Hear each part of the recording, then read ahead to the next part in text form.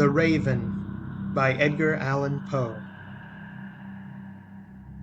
Once upon a midnight dreary, while I pondered, weak and weary, over many a quaint and curious volume of forgotten lore, while I nodded, nearly napping, suddenly there came a tapping, as of someone gently rapping at my chamber door. "'Tis some visitor," I muttered, tapping at my chamber door. Only this and nothing more. Ah, distinctly I remember it was in the bleak December, and each separate dying ember wrought its ghost upon the floor. Eagerly I wished the morrow. Vainly I had sought to borrow from my books surcease of sorrow, sorrow for the lost Lenore, for the rare and radiant maiden whom the angels name Lenore, nameless here forevermore. And the silken, sad, uncertain rustling of each purple curtain thrilled me, filled me with fantastic terrors never felt before, so that now, to still the beating of my heart, I stood repeating, "'Tis some visitor entreating entrance at my chamber door, some late visitor entreating entrance at my chamber door. This it is, and nothing more." Presently my soul grew stronger, hesitating then no longer. "Sir," said I, "or madam, truly your forgiveness I implore. But the fact is I was napping, and so gently you came rapping, and so faintly you came tapping at my chamber door, that I scarce was sure I heard you." Here I opened wide the door. Darkness there, and nothing more. Deep into that darkness peering, long I stood there wondering, fearing, doubting, dreaming dreams no mortal ever dared dream before. But the silence was unbroken, and the stillness gave no token, and the only word there spoken was the whispered word, "Lenore?" This I whispered, and an echo murmured back the word, "Lenore." Merely this and nothing more. Back into the chamber turning, all my soul within me burning, soon again I heard a tapping somewhat louder than before. "Surely," said I, "surely that is something at my window lattice. Let me see then what thereat is, and this mystery explore. Let my heart be still a moment, and this mystery explore. 'Tis the wind, and nothing more." Open here I flung the shutter, when, with many a flirt and flutter, in there stepped a stately raven of the saintly days of yore. Not the least obeisance made he, not a minute stopped or stayed he, but, with mien of lord or lady, perched above my chamber door, perched upon a bust of Pallas just above my chamber door, perched and sat, and nothing more. Then this ebony bird beguiling my sad fancy into smiling, by the grave and stern decorum of the countenance it wore. "Though thy crest be shorn and shaven, thou," I said, "art sure no craven, ghastly grim and ancient raven wandering from the nightly shore. Tell me what thy lordly name is on the night's Plutonian shore." Quoth the raven, "Nevermore."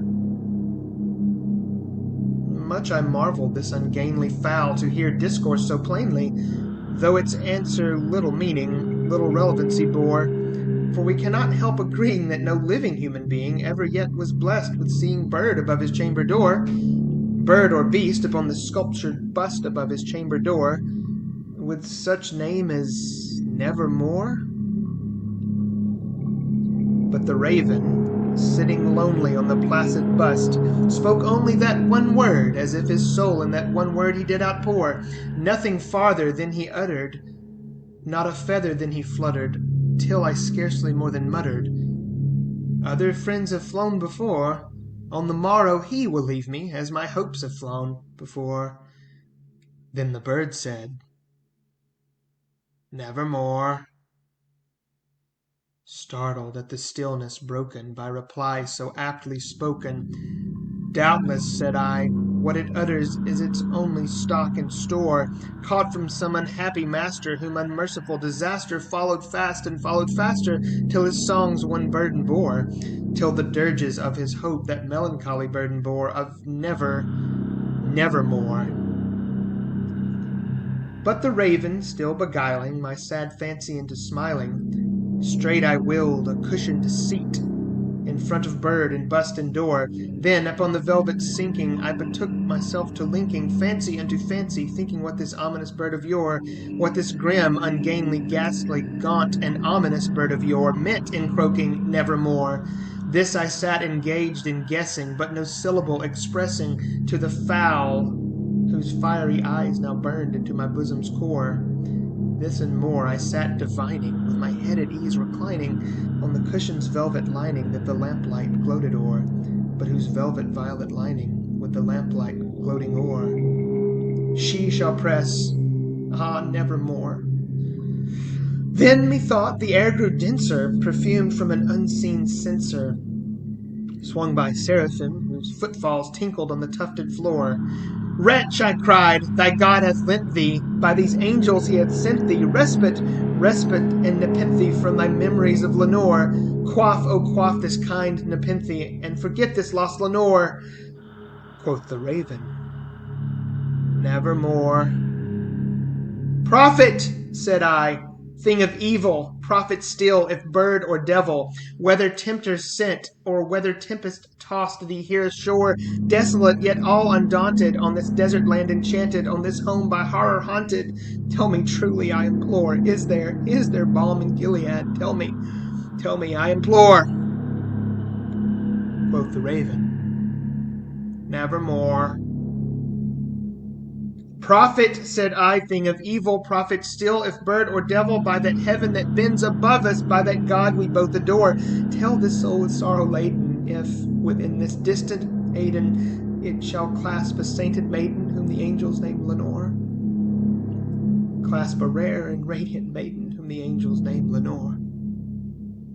Quoth the raven, nevermore. Be that word our sign of parting, bird or fiend, I shrieked upstarting. Get thee back into the tempest and the night's Plutonian shore. Leave no black plume as a token of that lie thy soul hath spoken. Leave my loneliness unbroken. Quit the bust above my door. Take thy beak from out my heart, and take thy form from off my door. Quoth the raven, nevermore. And the raven, never flitting, still is sitting on the pallid bust of Pallas just above my chamber door, and his eyes have all the seeming of a demon's that is dreaming, and the lamplight o'er him streaming throws his shadow on the floor, and my soul from out that shadow that lies floating on the floor shall be lifted nevermore.